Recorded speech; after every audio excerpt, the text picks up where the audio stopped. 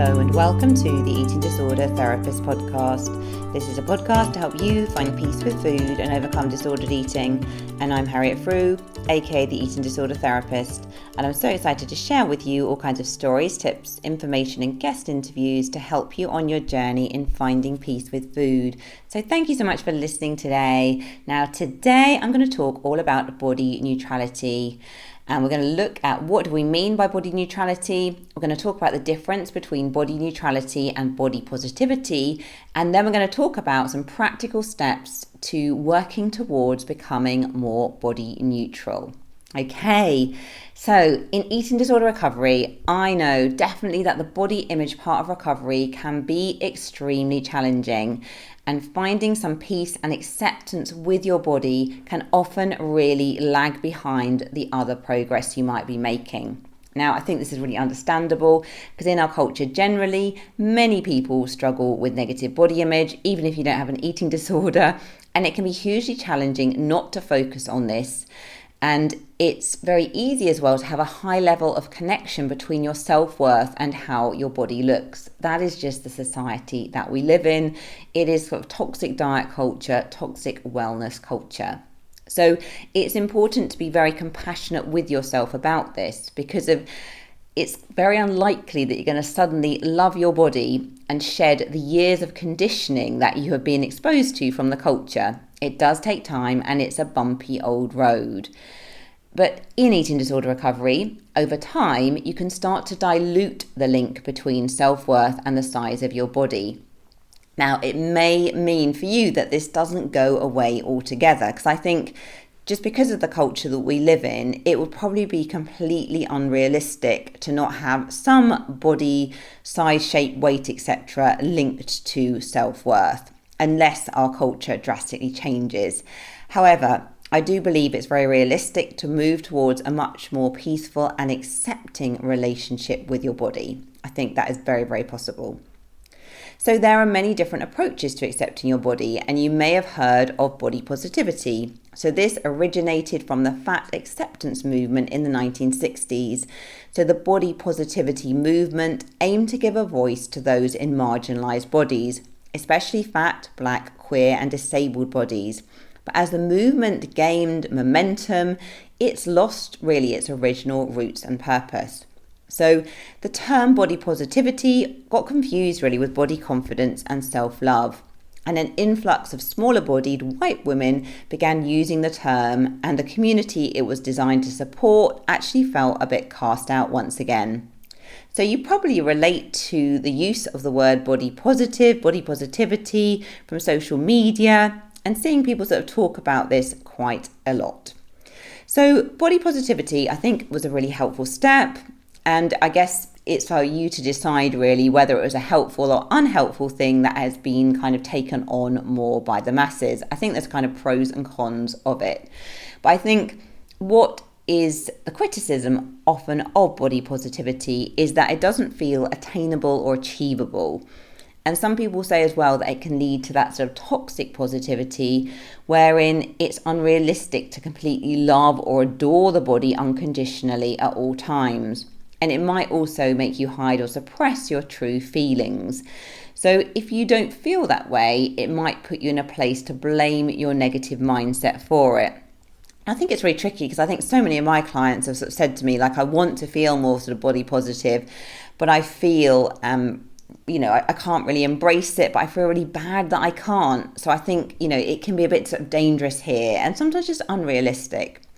And I think also what's really worth mentioning is for those with chronic health conditions, disordered eating, body dysmorphia or disabilities, the idea of loving your body could be profoundly challenging, something that feels impossible to achieve and then something to beat yourself up for, not very helpful. So this is where body neutrality comes in. So what do we mean by body neutrality? So the term body neutrality is believed to have been coined in 2010 by a treatment program at the Women's Centre for Binge and Emotional Eating in Vermont. The idea behind body neutrality is to help us steer away from self-hate without the pressure of having to love our bodies.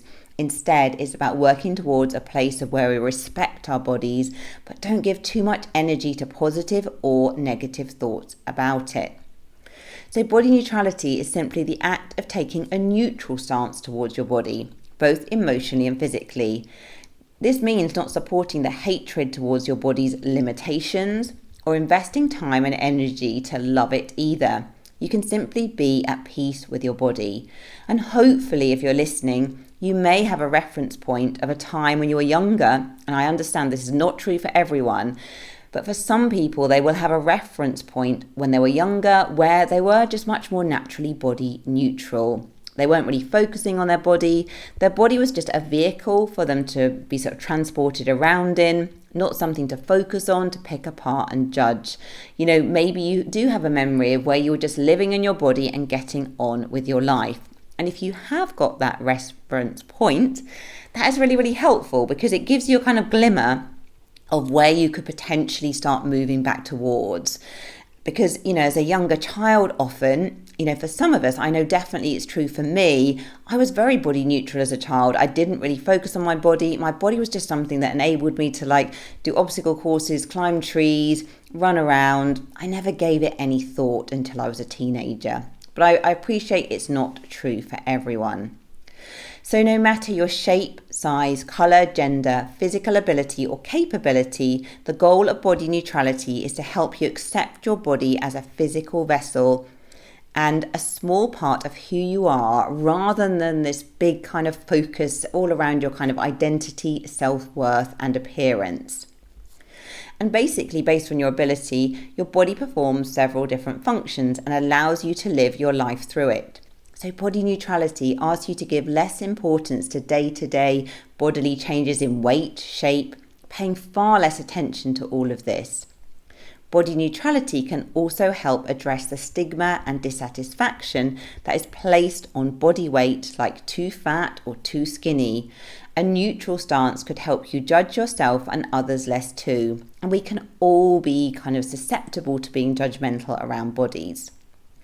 Focusing on how the body functions can help get rid of myths and polarizing messages around physical appearance, such as being fat does not equal health, or that being thin does equal health, etc. We have a lot of myths and unhelpful things that we kind of hold on to. And it's also an inclusive approach that recognizes all different types of bodies, including people with disabilities and trans people. So body neutrality doesn't mean you shouldn't care or love what your body looks or feels like. Instead, it takes up the space between self-hate and self-love. It gives you a template to reject labels of any kind and just accept and respect your body for what it does physically and emotionally, serving your day-to-day needs. Being neutral about your body can also give you the opportunity and mind space to cut out the chaotic chatter in your head. This might allow you to dig deep and ask yourself about what triggers your body image ideals and your self-worth. Time for a short advertisement break. Can't gain control with food? Is emotional eating impacting your quality of life and your day? It doesn't have to be your secret that you hide away. You're not alone and it's not your fault. I'm here to help you understand why emotional eating is going on for you and the first steps you can take to start addressing it. Ready to understand emotional eating so you can start overcoming it? Join emotional eating digestive and hormone expert Amber Romagnac for a free masterclass to understand emotional eating. During this 90 minutes, Amber will help you understand why you're stuck in this vicious cycle of emotional eating and the multiple factors of this habit that keeps us going back to food over and over again. Amber will explore the top 10 most common emotional eating triggers, how emotional eating impacts mood, gut, health, hormones, and the number one reason you haven't been able to overcome self-sabotage with food yet. Go to amberapproved.ca/online-programs to sign up. Link is in the show notes. Okay, so let's talk about how we can take some steps towards body neutrality. Number 1. Work to appreciate everything that your amazing body can do. Now, obviously, this is so much easier if you are in an able body, if you are healthy, if you're not suffering with a chronic condition. But really work to appreciate anything your body can do, whatever situation you're in right now. Think about its amazing physiology. Think about how it can heal itself. Think about if you are able to move and if you can run or jump or move around, or if you have strength in your body. So really work to appreciate on every little thing your body can do. Number 2, stop talking about and participating in diets and wellness. Move instead towards developing a healthy relationship with food and see this as a cornerstone of self-care and diluting the link between weight and worth. And if you're starting out on this journey, you could embrace the 10 principles of intuitive eating. Number 3, work to eliminate, not to participate, and to call out fat phobia and weight stigma as you experience it day by day. Now, we still live in a culture where there's so much of this going on. Don't allow jokes or teasing about you or anyone else's weight. And this might mean setting boundaries with friends or family who do this. And I know this can be hard because I think in society still, particularly perhaps with older generations, it's still very normalized. And I guess this is not okay. And I think often people are just really unconscious about the damage that this does, how difficult it can be for people to be on the receiving end of all this stigma and phobia. So if you hear people around you doing this, call them out kindly, educate them, help them to become more conscious. Number 4, guard what you see, especially online. Limit those social media feeds with the before and after photos, fat burning pills, hacks, altered body images, all of that stuff. It doesn't help us move towards body neutrality. Number 5 as well, focus on the qualities about yourself that are independent of your appearance. Now, I think for me, this is one of the things that helps so much because I am so focused on my purpose, the things that I really enjoy doing, with my kind of business, with my clients, with my training of counselors, with the things that I do in my sort of social life as well, when I sort of delve into kind of parkour, or when I'm kind of hanging out with my children. All these things for me are so much more important than what I look like and what my weight is, okay? And actually just by really filling up my life with all of those other things that bring me so much meaning and purpose, it really helps me just to be focusing less on my body. Okay, number 6, try body neutral affirmations about how your body serves your needs. You could write these down or say them out loud. So say, for example, my arms allow me to hug others. My hands allow me to stroke my cat. Number 7, wear clothes that make you feel comfortable. There is nothing more triggering for poor body image than wearing clothes that are too tight, that don't fit you. It's just so triggering. It does not make you feel good. Okay, so wear clothes that make you feel comfortable. Number 8, exercise for the joy of movement and social reasons rather than burning off calories or focusing too much on how you look. Now, I know for myself, I absolutely love being very bad at parkour and all the fun I have with other people who I'm learning this with, just like challenging myself with new ways of being able to move. I'm not thinking at all about burning off calories or anything. I'm just challenging myself, celebrating the little wins, laughing with other people, so much more important, I think, than focusing on burning off calories and that kind of negative sort of stance towards exercise. And number 9, give yourself grace whilst navigating body neutrality, because you're not going to feel body neutral overnight. Okay, we have been indoctrinated from birth in a culture where we are exposed to weight stigma, fat phobia, thin idealization.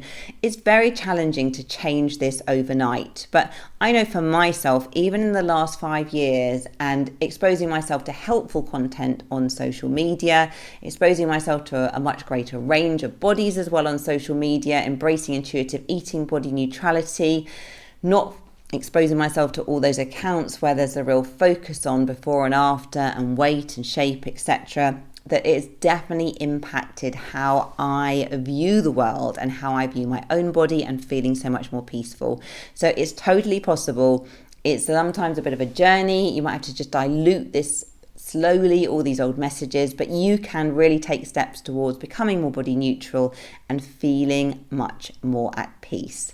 So I hope this gives you some inspiration in navigating body neutrality. It does take time. Be kind and compassionate with yourself in the process.